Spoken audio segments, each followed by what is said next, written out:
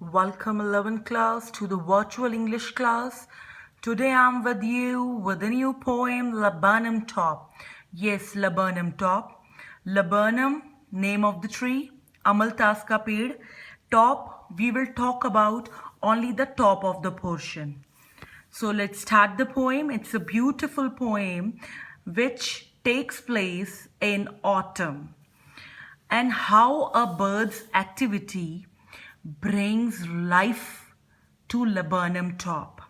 किस तरह से एक गोल्ड फिंच चिड़िया का आ जाना पेड़ पर रौनक बिखेर देता है, फुल ऑफ फन फ्रॉलिक और एक एक्टिविटी और फुल ऑफ एनर्जी इंथ्यूजियाज्म बढ़ जाता है. Laburnum top is silent, quite, still. जो अमलतास का पेड़ है उसकी जो टॉप साइड है वो बहुत साइलेंट है, चुप्पी सादी हुई है, क्वाइटिट्यूड में है. इन द आफ्टरनून, दोपहर की बात है. Yellow hair refers to autumn season, जब पत्तियां पीली पड़ चुकी हैं. सितंबर month, autumn season hair, sunlight है, सूरज का प्रकाश है. Yellow hair refers to autumn season. सितंबर मंथ ऑटम सीजन में आता है. हमेशा सितंबर में ही ऑटम सीजन होता है. अ फ्यू लीव्स, कुछ पत्तियां पीली हो चुकी हैं, येलोइंग, क्योंकि ऑटम सीजन के आपको सिम्टम्स बता रहे हैं. ऑल इट्स सीड्स फॉलन, सारे बीज गिर चुके हैं. The first stanza is all about autumn season and tells the sadness of laburnum top. अमलतास का पेड़ लबर्नम ट्री जो है वो सैडनेस में है फर्स्ट स्टैंजा में, जो बिल्कुल और बिल्कुल साइलेंट है, चुप्पी है, कुछ एक्टिविटी नहीं है, कुछ मूवमेंट नहीं है, बिल्कुल स्टिल है, उदास है. और ऑटम सीजन से कंपेयर किया गया है, येलो हो रखा है, लीव्स और सीड्स नीचे गिरे हुए हैं. Second stanza, till the gold Finch. Gold Finch एक वाइल्ड कैनरी को बोला जाता है, एक बर्ड होती है, वाइल्ड कैनरी आप बोल सकते हैं. Comes with a twitching. Twitching का मतलब है अपने सडन मूवमेंट के साथ, अपने विंग्स चिरप्स, अपनी चिरपिंग के साथ, अपनी सडन मूवमेंट के साथ अचानक से एक वाइल्ड कैनरी और गोल्ड फिंच का पेड़ पे आ जाना. और क्या होता है? a suddenness, a startlement at the branch end. अचानक से एक यहाँ पे आप स्टार्टलमेंट को करेंगे, अमेजमेंट, और एक हरकत होने से, उसके आ जाने से एक रौनक बिखर जाती है ट्री के ऊपर. एक अचानक से अमेजमेंट हो जाता है जो चुप होकर फर्स्ट स्टैंजा में बिल्कुल शांत और क्वाइटिट्यूड और साइलेंस मोड में है. And third, then sleek. Sleek here refers to smooth. As a lizard. As यहाँ पे सिमली का यूज किया गया है, इसको लीजर्ड से कंपेयर किया गया है. ये लीजर्ड की तरह स्मूथ है. कौन? गोल्ड फिंच, जो वाइल्ड कैनरी है. एंड अलर्ट, अलर्ट भी है, जिस तरह लीजर्ड अलर्ट होती है. And abrupt. Abrupt here refers to sudden, unexpected, जो अचानक से, यकायक, अचानक, अनएक्सपेक्टेड कुछ भी आ जाए तो उसके लिए यहाँ पे सडन और अब्रप्ट बोला गया है. She enters the thickness. वो पेड़ के ऊपर का जो टॉप होता है उसकी थिकनेस में एंटर करती है. कौन? Gold Finch. पहले पेड़ शांति में है, एकदम गोल्ड फिंच चिड़िया का या वाइल्ड कैनरी का आ जाना पेड़ में रौनक बिखेर देता है. अचानक उसकी चहचहाहट और पूरे पेड़ को रौनक से भर देता है. अ मशीन. और क्या होता है? She enters the thickness and a machine starts up. जिस तरह एक मशीन जो है चालू होती है, शुरू होती है. किस चीज़ की मशीन? चिटरिंग्स. चिटरिंग्स को यहाँ पे आप बर्ड साउंड्स कहोगे, बर्ड साउंड्स की आवाज़ आ रही है. And of tremor. ट्रेमर यहाँ शिवरिंग हो जाएगी, शिवरिंग ऑफ विंग्स, विंग्स को हिलाना, फड़फड़ाना.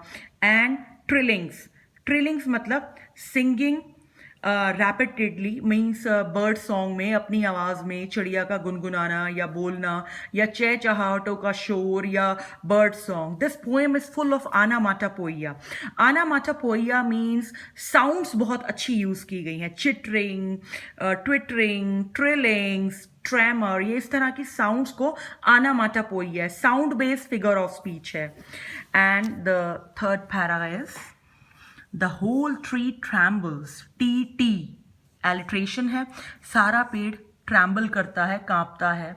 And trills, tree T tree, triplicate tree, यहाँ 3 टाइम्स टी का यूज हुआ है, तो एलिट्रेशन है. ट्री ट्रैम्बल्स एंड थ्रिल्स, एकदम महक उठता है, थ्रिलिंग मूड में आ जाता है tree. And it is the engine of the family. जो इंजन का काम होता है वही उस गोल्डफिन चिड़िया का अपनी फैमिली के लिए एक तरह से इंजन है. वो यहाँ इंजन से कंपेयर की गई है, और पहले उसे सेकेंड स्टैंजा में उसको हमने कंपेयर किया है एक लीजर्ड से, sleek as lizard. And here we compare it with the engine. जो इंजन का काम होता है उसी तरीके से ही अपनी फैमिली को एक इंजन की तरह सपोर्ट करती है. शी स्टोक, यहाँ स्टोक का मतलब है फीड करना, अपनी फैमिली को खाना खिलाना. उनका स्टोक्स भर के लाती है, फीड करती है फैमिली को.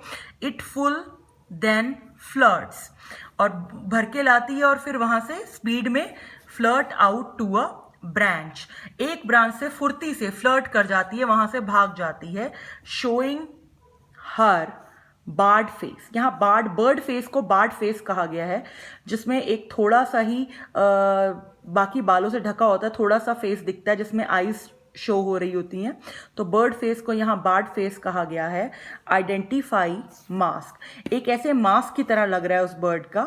देन विद ईरी, ईरी का मतलब स्ट्रेंज होता है, मिस्टीरियस होता है, रहस्यमयी होता है. विद अ डेलिकेट विसल, फिर एक डेलिकेट विसल की आवाज आती है, चिरप की आवाज आती है, विस्परिंग्स की आवाजें आती हैं, धीरे धीरे हल्की साउंड में आना विस्परिंग्स कहलाती हैं. बड़ी सारी साउंड्स यूज हुई हैं, तो यहाँ पे ये सब आनामाटापोइया का एग्जाम्पल है. शी लॉन्चेस, लॉन्चेस का मतलब है फ्लाई करती है. कहाँ? Away, towards the infinite. वैसे तो इनफाइनाइट के काफ़ी मतलब है, पर यहाँ इनफाइनाइट को स्काई कहा गया है इस पोएम में. फिर वो दोबारा स्काई में चली जाती है. And the laburnum returns to empty, अब दोबारा लबनम ट्री जो है वो एम्प्टी हो जाता है. I hope you understood. This is a very easy poem. First stanza, laburnum top is very silent, very quiet, and a dullness in the laburnum top. The second stanza, bird's entry, especially goldfinch or wild canary, who enters enters on the top of laburnum tree, brings lot of fun, frolic, thrillings, trillings, and lot of noises, which has made the tree lively and beautiful with the voices, or with the beautiful voices of bird song. And in the third stanza, she feeds her family like an engine, supports family, and then she turns to the infinite, फिर आकाश की तरफ दोबारा चली जाती है और लबनम tree दोबारा से चुप्पी धारण कर लेता है. मीन्स पूरी पोएम में, in entire poem, there is a great role of goldfinch और वाइल्ड कैनरी. उसके आने से पहले और उसके जाने के बाद लबनम टॉप साइलेंट है, लेकिन उसके होते हुए there is a great activity on the tree. Lot of noises is there, excitement is there, trilling noises, chirrup, everything is there. I hope you understand. That's all for now. Don't forget to call me in the case of doubt and queries. Thank you.